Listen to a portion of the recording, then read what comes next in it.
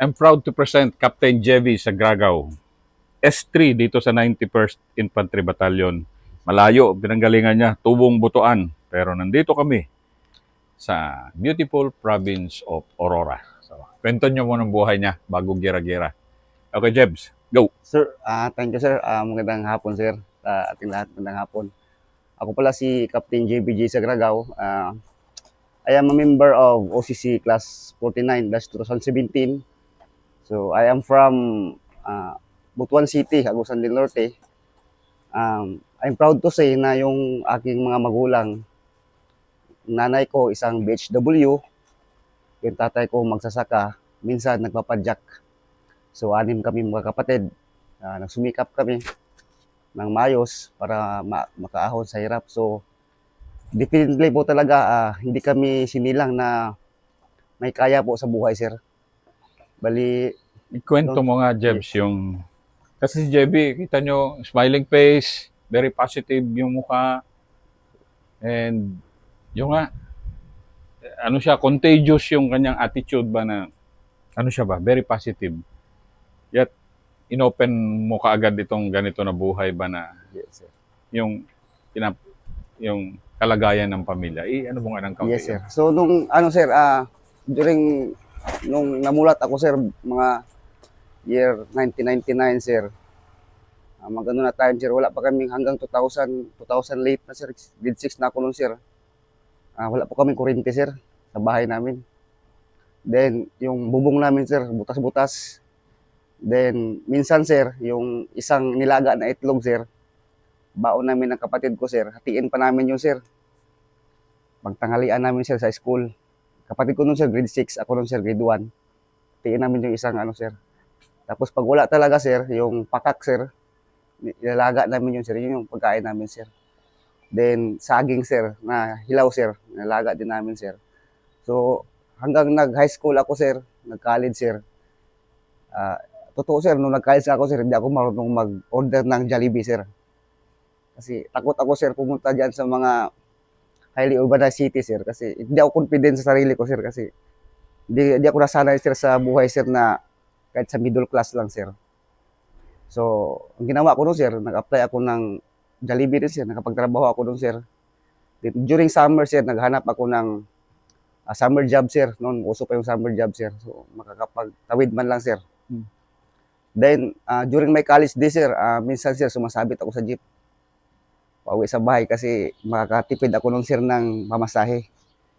So, akala din kasi na, sir, dahil siguro sa balat ko na maano yung sitwasyon ko, sir. Pero, yung, sir, opposite doon sa kanilang, sir, sa kanilang pagkakilala sa akin. So, minsan, sir, buong tuition, sir, namin sa Caraga State University noon, sir. Puro ako promissory note, sir. High school, promissory note din. So, kasi sinanay ko kasi, sir, BHW, magsaka. Tatay ko, sir. Kaya, sir, sumikap talaga kami, sir, mga kapatid. So, natapos ko, sir, yung college ko, sir, as agriculture, sir. Then, board exam ako, sir, sa awa ng Diyos, sir. Nakapasa po ako nung, sir, ng licensure examination, sir. Then, nung time na yun, sir, is nag-apply sana ako, sir, for abroad. Sa New Zealand sana, sir, yung target ko nun, sir. Yung dairy production, sir.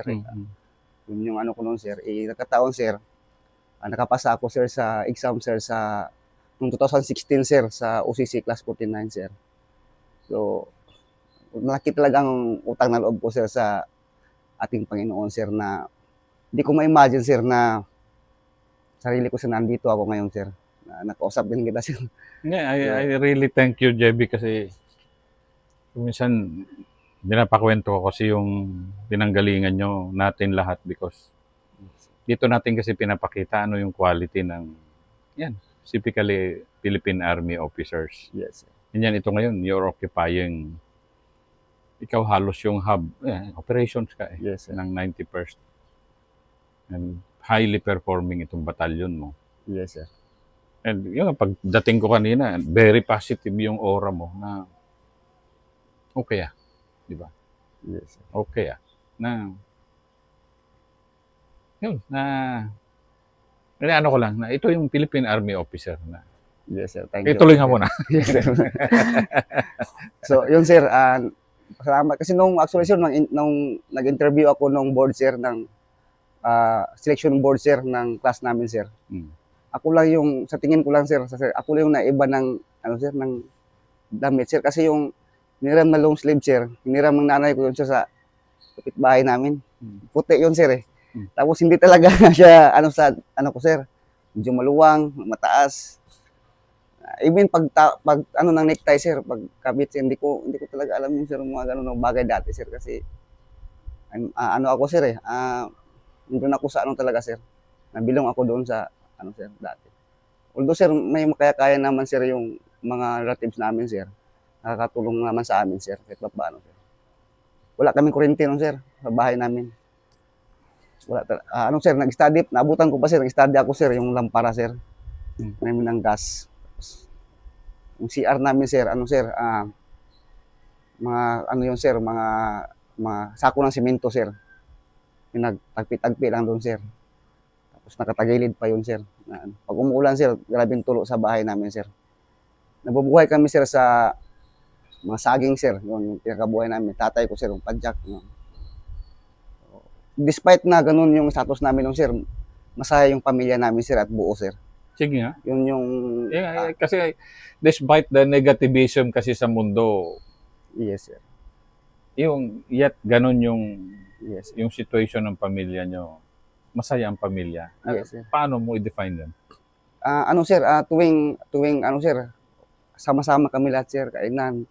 Pagkagabi sir, ano sir, mabibiruan yung mga kuya ko sir, ganun sir. Tapos ano kami sir, buo talaga kami sir na kapatid, isa lang yung ano namin sir, isa lang yung parang gusto namin mapuntahan sir, patunguhan sir. Ganon. Yes sir, hindi kami masyado nag-away sir, mag-away man kami mga kapatid nun sir. Kasi ako yung bunso sir.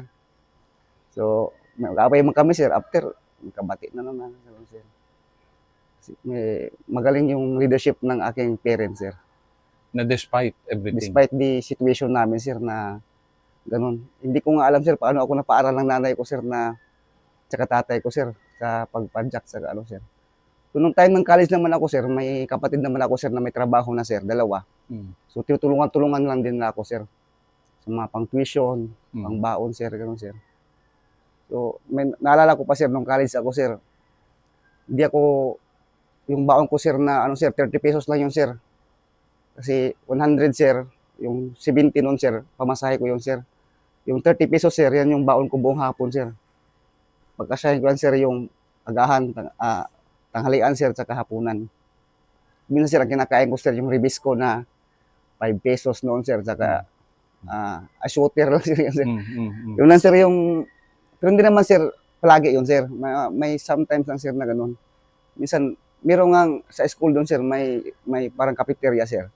5 years ako sa college, hindi man lang ako nakakain nakapasok doon sir, mga ganun sir ba.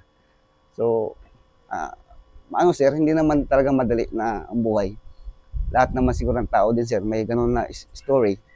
Iba rin din yun sa part ko sir. So, ang ano ko lang sir na hindi madali sir na napunta ako dito din sa aking posisyon ngayon sir. Ang dami ko rin sir na pinagdaanan sir sa nahirap sir sa buhay sir. Tatahimik ako sa kwento mo dahil Yes. yung kwento mo ay kwento ng napakadaming Pilipino eh. Yes, sir. Na minsan nga kasi napaka-negative ng mundo natin kung minsan. Pero Yes sir. hindi eh. Yes sir. Marami yung positibo pa rin. Ang nagdo-dominate kasi sa kwento natin is Yes sir. Yes sir. negative narrative eh. Pero ikaw, boom. Yes sir. You made it through, di ba ngayon? Kapitan. Yes sir. Na, sige, yung, ano muna tayo, itong first episode mo, career mo muna. So, nag-decide ka, sige, pasok. So, hiniram ng nanay mo lang yung Opo sir, sa bahay sir. Bata pa ko nung sir eh. Minsan sir, yung kapatid ko sir na, yung kuya ko rin sir na nakapasok din sir ng officer sir.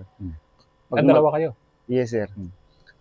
Ano siya sir, yung naalala ko pa sir, kwento din ng kuya ko to sir na yung nanay ko sir, hilat na yung aming ano sir, yung baboy. Para ibenta pang bayad sa pang masahe sir, ganun. Papuntang Manila, mga ganun sir. So, ano talaga, hindi ko nga alam, hindi ko ma-imagine kung paano ni nanay at tatay na napatapos kami sa tatlo. Na Kasi ito yung, tribute, sige nga, tribute mo sa parents mo na ako, may asawa ka na ba? opo sir, meron na po Di sir. ba? Ngayon, maalala mo yung sakripisyo ng nanay at tatay mo. Tapos na yung Mother's Day 2026.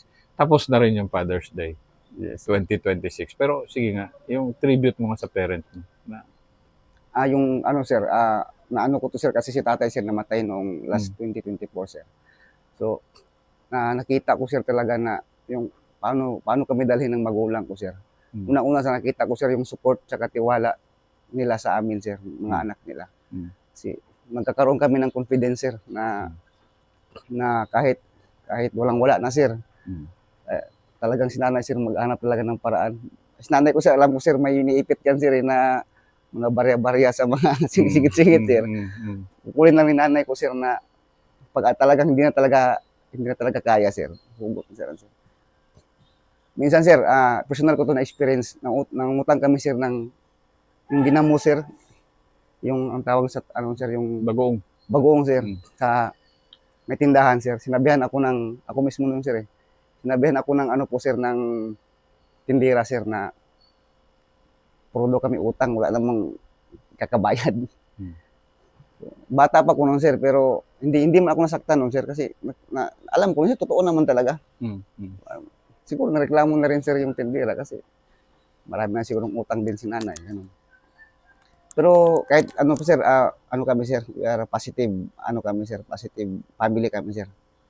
Hindi kami nagkukumpara sa sitwasyon ng iba sir. Basta go lang kami sir, go lang kami. Kasi alam ko sir, hindi naman to habang buhay siguro kami ganito. Pasalamat din ako sir, yung ate ko sir nakapagtrabaho sir, ano sir, nakapag-support talaga sa aking pag-aaral sir, saka yung kuya ko sir. So simula noon sir, nung after ko ng-college sir, sabi ko na, alam ko sir, marahas ang mundo sir, napaka, ano sir, hindi lahat ng gusto mo sir mangyayari, at hindi lahat ng mga hiling mo sir matutupad. Talagang ang panahon sir ang magturo sa atin sir, na tuturuan tayo ng panahon kung paano ka magiging ikaw, paano ka magiging matibay. So kung hindi natin na-realize yung opportunity na yon, hinayaan natin, mahirapan tayong makamit talaga sir yung ating gusto. Ano sir masabi ko sir na everyday nag-grow tayo sir through challenges. So, yun yung naano ko sir, na-realize ko sa buhay sir. Tsaka meron akong quote kasi palagi sir, na palagi kong binabanggit sarili ko sir pag malulumural ako sir. Sa Daily Bread yung sir na libro nabasa ko sir na you don't need to know where you are going if you know God is leading sir. Then pangalawa nun sir, isa pang quote nun sir is, because God is in control, you have nothing to fear. So, yan sir yung palaging pinanghahawakan ko sir na araw-araw sir pag once na ano sir na kakaroon ako ng stress, challenges. Doon ako nakaangkla yung buhay ko sir sa dalawang quotes na yung sir na nabasa ko sa libro sir na The Daily Bread sir. So that yun sir, yung nagkakaroon ako ng positive mindset. Saka alam ko sir, andiyan naman yung Panginoon sir palagi sa buhay natin. Saka isa sir, lahat ng nangyayari sa buhay natin sir may purpose. Walang ginawa ang Panginoon sa atin na ikakasama sa sarili natin. So, we need to understand the situation, and then eventually tutulungan tayo ng Panginoon diyan pag talagang yung faith natin is hindi mawawala. So, marami naman kahit iba sir walang faith, tinutulungan pa rin ng Panginoon. Lahat lang talaga ng bagay is may purpose sir. Yun yung number one ko sir na pinaniniwalaan ko sir. May purpose lahat sir. Actually may baby ako sir na namatay sir. Oo sir. Namatay yung baby ko sir. Nangyari nun sir, nag-arinara ko sir, pauwiin ako sir. Tumawag yun sa akin yung isang bilas ko sir na nanganak na yung misis ko sir. So safe naman daw yung bata sir. Sabi, bakit kaya nabanggit nila safe ang bata, may nangyari kayang masama, maganon sir ba? Pero hindi ko na sir yun na masyadong ano. Kasi alam ko sir, alagaan kami ng Panginoon sir eh. Yun talaga yung, kaya hindi ako nakalala sir eh. So, nalaman ko doon, sir, na si Mrs. pala, sir, critical pala nung nanganak siya, yung anak ko din, sir. So, to make the story short, sir, nag-land trip kasi ako noon, sir, from Aurora to Butuan, sir. Hmm. Yung sasakyan ko noon, sir. Pagdating ko doon, sir, yung anak ko, sir, nasa, ano na, sir, parang nasa ICU, sir. Hmm. Yung tubo na lang yung nagpapahinga sa kanya, sir. Yung time na yun, sir, talagang nalumura talaga ako, sir.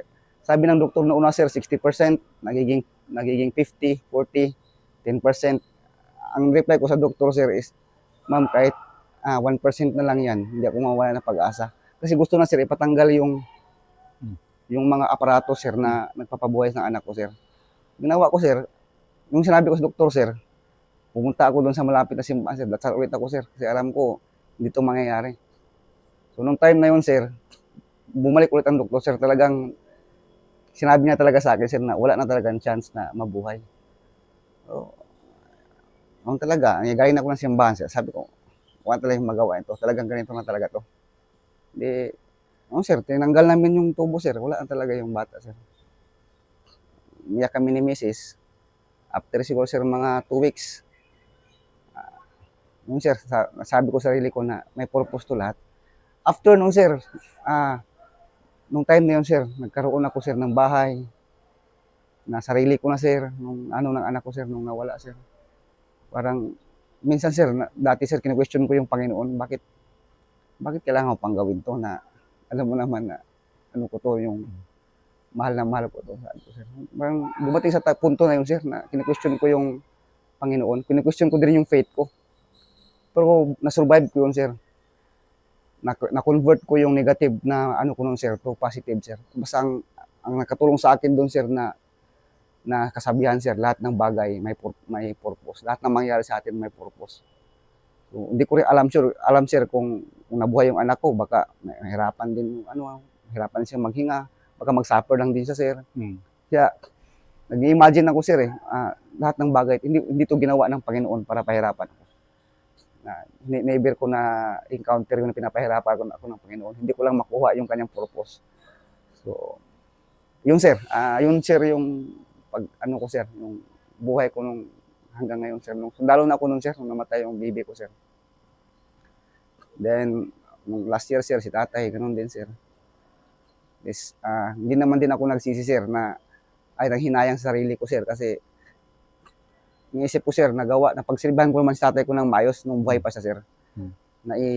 Naibigay ko naman yung best ko, sir, kaya tanggap ko na rin nun, sir, na sabi ko nga ulit, sir, may purpose yan. May purpose ang Panginoon. Kaya nagiging positive ulit, sir, yung negative, sir. Yun lang pala yung binabanggit, sir, yung lahat ng bagay may purpose. Tapos lahat ng bagay is control ng Panginoon. Bakit pa tayo matatakot? Then, hindi mo kailangan malaman kung saan ka papunta kung alam mo ang Panginoon ang nag-uuna sa buhay mo, sir. Yun lang po, sir, yung sa ko, sir, sa personal ko, sir, na buhay po, sir. At ako'y inspired. Kaya yan yung una kong ipopost on my first post sa 7th Infantry Division.